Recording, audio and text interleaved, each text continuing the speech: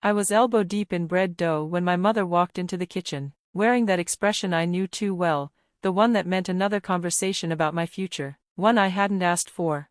"Anna," she began, twisting her hands in her apron, "your father and I have been thinking."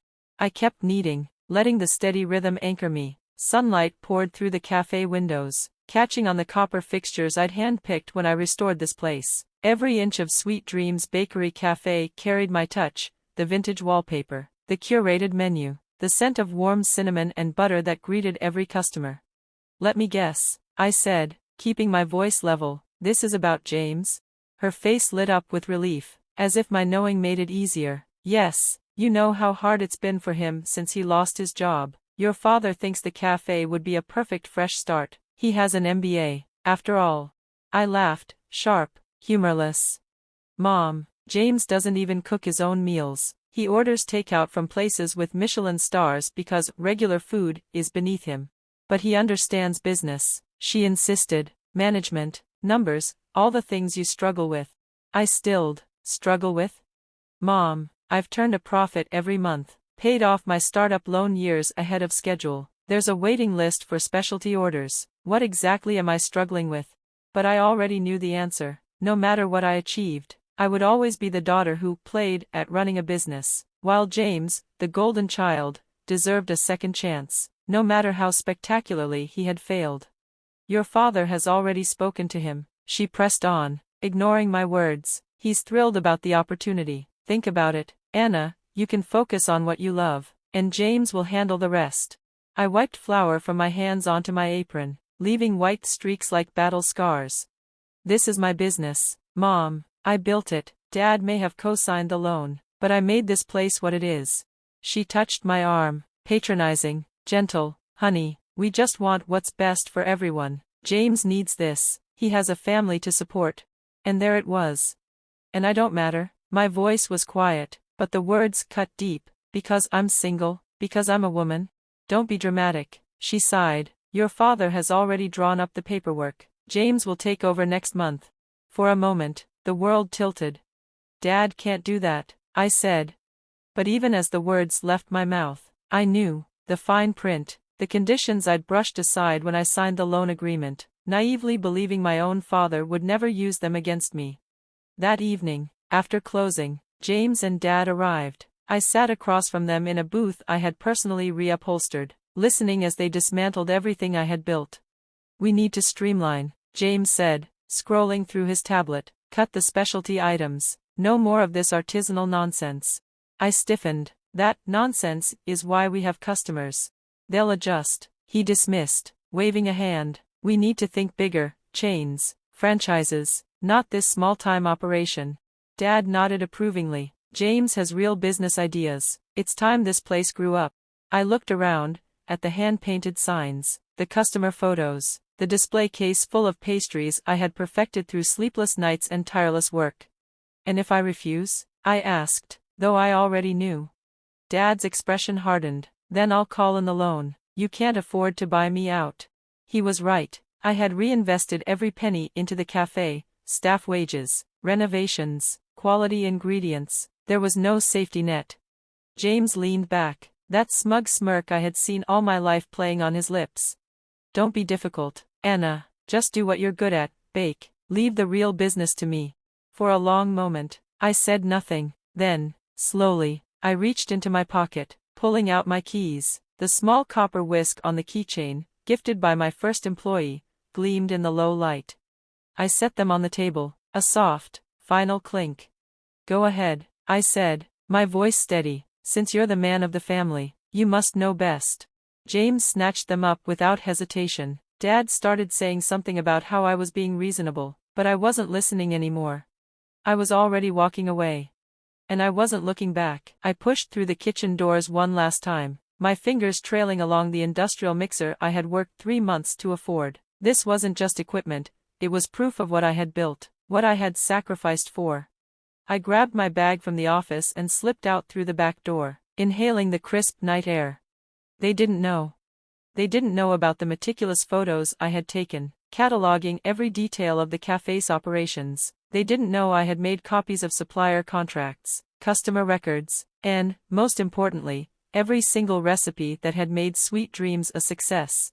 And they definitely didn't know about the business plan I had been quietly crafting since the first time James mentioned helping with the cafe.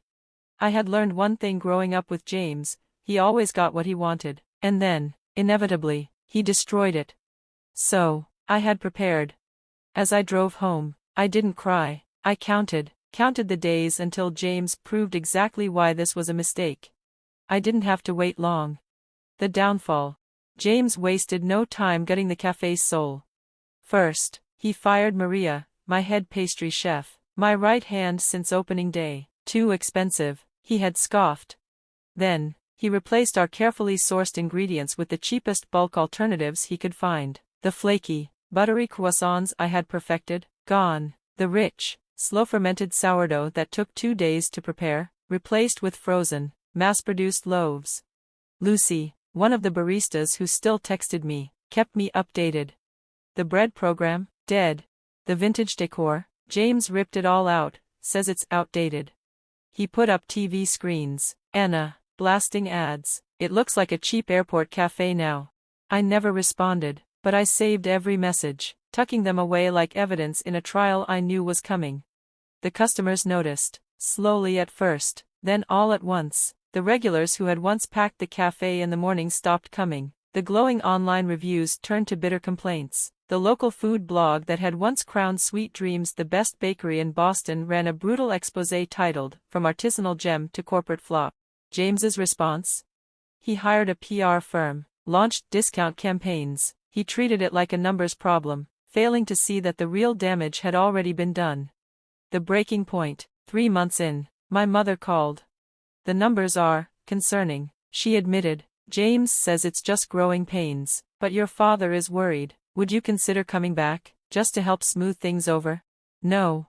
I hung up. Instead, I focused on my future. I had taken a job at a bakery across town, Margaret's Bakehouse, working the early morning shift. Margaret had been in the industry for 3 decades, and she saw right through me the moment I walked in. "Lost your business to a man who thought he could do it better?" she asked one morning as we shaped croissants side by side. I gave her a sharp look. She just chuckled. Been there. Margaret had lost her first bakery to an ex-husband who thought spreadsheets mattered more than quality. She knew exactly the kind of fight I was in. "Men like your brother," she mused, "they don't understand. A bakery isn't just a business, it's an experience, a relationship. The people who walk through that door aren't just customers, they're part of something." James had never understood that, and now, he was paying for it. 4 months in, suppliers started calling. "Your brother is behind on payments. Is everything okay over there?" I took notes, filing each complaint away. Another crack in the foundation. By month 5, the cafe's reputation was in freefall. Then, 6 months after James took over, my father showed up at my apartment. I let him in but didn't offer him coffee. The last time I had made something for him, he had handed it to James to sell. He looked exhausted, thinner, older. "We need to talk," he said, sinking onto my couch. "The cafe is in trouble." I leaned back, waiting. "James, he's made some mistakes. The bank is threatening to foreclose." His voice was quieter now, the authority stripped away. "We need your help, Anna. The customers keep asking for you. The staff is quitting. Even your mother sees we made a mistake." I tilted my head. "And James?" My father's jaw tightened. "He's already moved on. Says the market wasn't right, the location was wrong, some nonsense about economic conditions." I let his words settle between us. 6 months, that's all it had taken for James to do what I had expected him to do, burn everything to the ground. I had spent years building Sweet Dreams from nothing, and in half a year, James had turned it into nothing again. But I wasn't broken. Because while he had been ruining my past, I had been building my future. And now, it was my turn. Of course he was. James never stuck around for the fallout of his failures. "He's looking at starting a cryptocurrency company now," my father admitted, rubbing a hand over his face. I almost laughed. It was just so predictable. "How bad is it?" I asked, though I already knew from my sources. "Bad," he sighed. 3 months behind on loan payments. Suppliers are demanding cash up front. The health inspector cited us for violations last week. We're weeks away from having to close permanently. I let his words hang in the air, let him feel the weight of them. Then, without a word, I walked to my desk, pulled out a thick folder, and dropped it onto the coffee table between us. The pages inside represented 6 months of preparation, photographs, customer complaints, supplier disputes, financial records, every misstep, every failure, every piece of leverage I needed.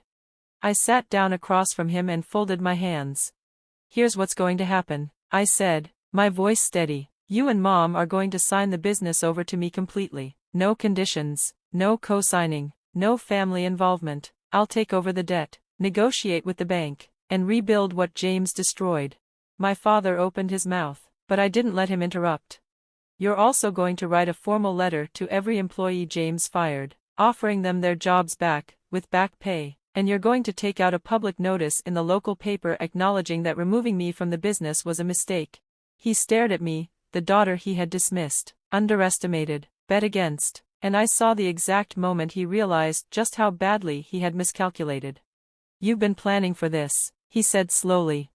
"Since the day you let James take my dream away," I confirmed. "Did you really think I'd just give up and walk away forever?" For the first time, my father had no response.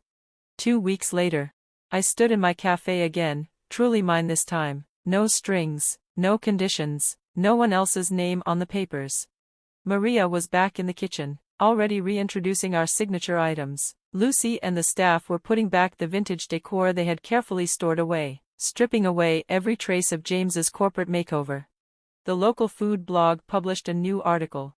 "Sweet Dreams returns to its roots, original owner takes back the reins." Our old customers returned, drawn in by the scent of fresh baked bread, the familiar warmth of a place that had once been their second home. My mother stopped by on our first day back. She hovered near the counter, watching as I put the finishing touches on a wedding cake, something James had deemed unprofitable and eliminated. "I'm sorry," she said finally. "We should have trusted you, should have seen what you were capable of." I finished piping a delicate sugar flower before responding. "Yes, you should have." She hesitated. "And James, will you ever forgive him?" I thought about my brother, already chasing his next doomed venture, leaving behind another mess for someone else to clean up. "James did me a favor," I said at last. "He showed me exactly how strong I am, and he showed you exactly why you should have believed in me in the first place." She nodded, as if she finally understood. Then, without another word, she left. I turned back to my cake, to my kitchen, to my dream, one I had fought tooth and nail to reclaim. 1 year later, Sweet Dreams was thriving.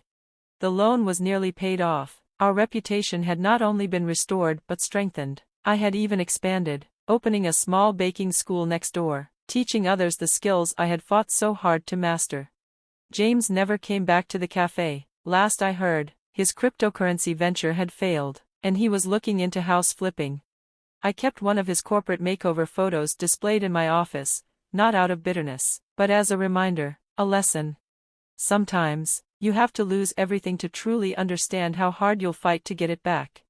Yesterday, a young woman came in for a job interview, fresh out of culinary school, passion in her eyes, nerves in her voice. "My brother says I'm wasting my time," she admitted hesitantly, "says I should get a real job in business." I smiled, recognizing the doubt, the fire, the familiarity in her words. "Let me tell you a story," I said, "about a baker who lost everything to her brother's business sense, and how she got it all back, and then some."